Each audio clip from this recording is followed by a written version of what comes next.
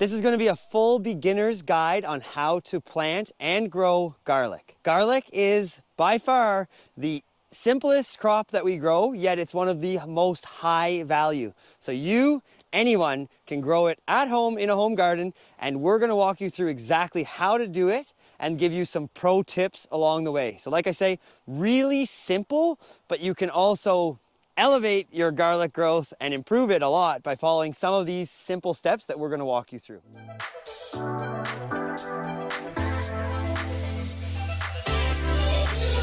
So I know we have a huge garden behind us here, but literally anybody can do this. You can do it in raised beds.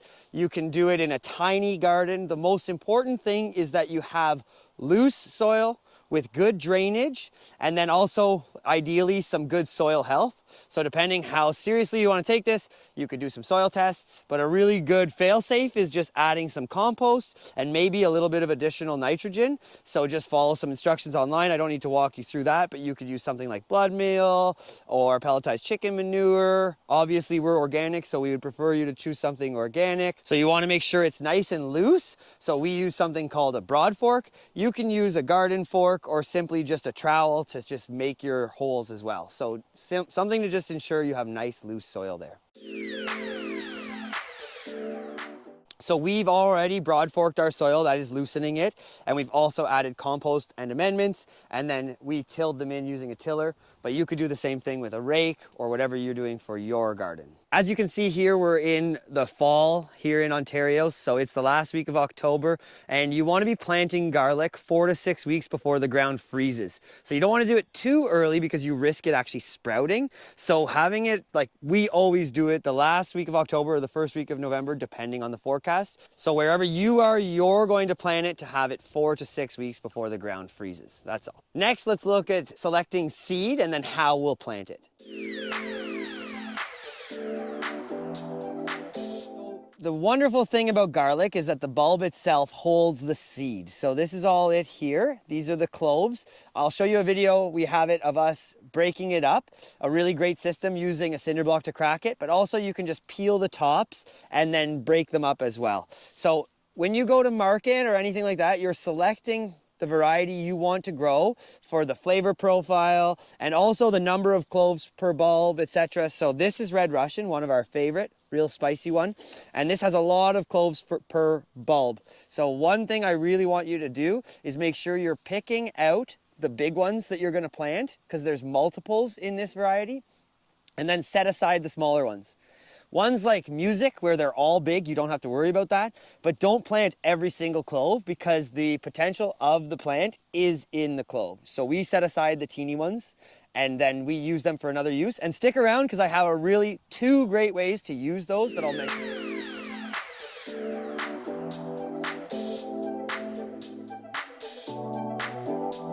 So now let's take a look at some planting.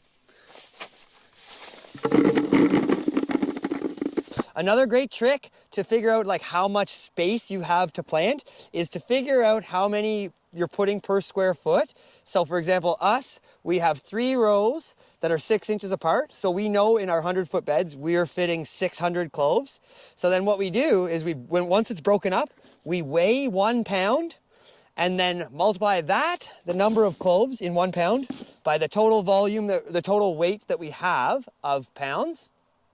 And that gives us our total number of cloves. So we know now, right now, once we've broken it all up, how much we have, so how many beds of each we can do. So you can do the same thing for your little garden. Just break it up and weigh it so that you know exactly how much seed you have. So you can mark out spacing however you like. Some people use a dibbler, like a marker that they're gonna just make holes with and measure with.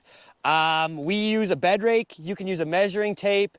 So we just use a bed rake like this, and we're marking out the spacing along the row. And then we come back along and we cross thatch it with another rake. So these are spaced out at 6 inches. We've already spaced our 3 rows down, and then we just cross thatch is what we call it. So this is actually making nice, clear markers of where the garlic is going to go. So you can see here, it's a nice grid where we will put them at the spaces where they cross, the lines cross. And that's exactly what David and Isaac are doing right now. So planting again is very simple, but there are some really important details. The most important is that your tip is up. So you can see that skinny part there needs to be facing the sky. This is where the roots are going to come out. So that needs to be in the ground. Next is depth. So we want to have it roughly 2 inches deep.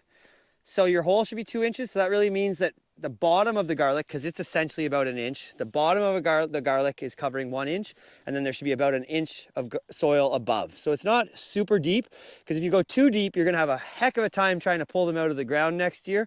So you want it just nice soil contact. And what we do is actually just push it into the ground so that we can just barely see the top. That makes sure we have that inch of soil coverage.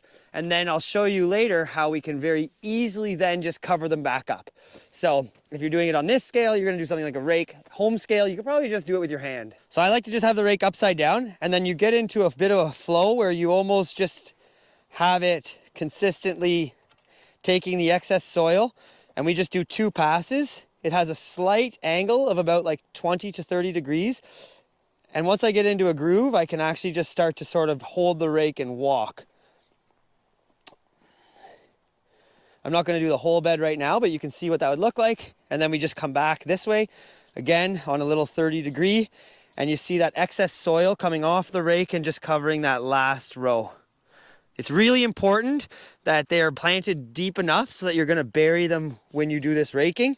If they're sticking up a little bit, you'll end up knocking them over and there's not enough soil on top. So just be cautious that you're planting them to the correct depth. So next up is mulch. But before there, I just want to quickly mention, we personally run drip irrigation underneath our mulch because we're commercial growers. You totally don't have to do that. But it is important to be considerate of watering during the period where the garlic bulbs up and grows size. So that is the month of June. I will go over that next year. Watering, garlic scapes, when to harvest. I'm not going to do that in this video. That'll be in our next video. But just know that if you're commercial, you could run drip under your mulch. And if you want, you could run a drip hose for your home garden. Consider it, but it's not necessary. So mulching. Mulching is super important because you want to be tucking it in for winter, but also protecting it against weeds and keeping moisture in next summer. We have a couple of options that we've used historically. The best, in my opinion, and simplest to source is straw. You want to be sure that you're getting clean straw, not with seed in it. You want to be considerate of where you're sourcing it. Next, leaves. Leaves are phenomenal because they are a really nice thing to work with and they break down quick, but they also can blow around a lot, so you have to time it with a rain. And also make sure that you're sourcing it from someone that doesn't have a dog. You're just getting basically whatever's on their lawn. So harder to source good quality stuff and making sure you have the volume you need. Lastly, you can use grass clippings, and again, very difficult to source the amount you need, but those are actually really good as well. On a smaller scale, could be a great option. So that really covers the whole process of planting garlic. Like I said, super simple, but there's some really important tips and tricks to make sure you're getting good stuff. I did promise 2 tips to use for your smaller cloves, and here they are. Number 1, we do a really nice spring crop of green garlic. So that's where you can plant them closer together and plan to pick them smaller. People love them at markets, but also you can use them too.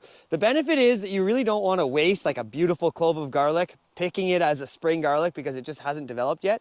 But if you're selling product or just looking to use it, it's a great way to use those off ones.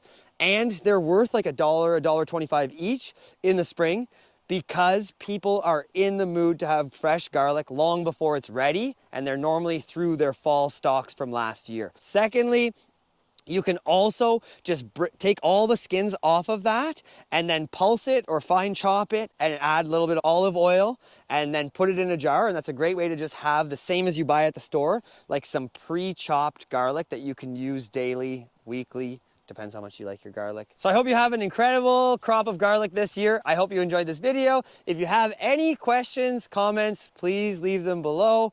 Share this with your friends. Like the video, subscribe, all that wonderful stuff. My name's Luke Sheldrick. I own Terramor Farm with my wife Dana. We grow organic vegetables and cut flowers, and we love doing it. We love sharing information. So if you have any questions about anything we're doing, let me know. I'll make a video about it. Hope you enjoyed this one.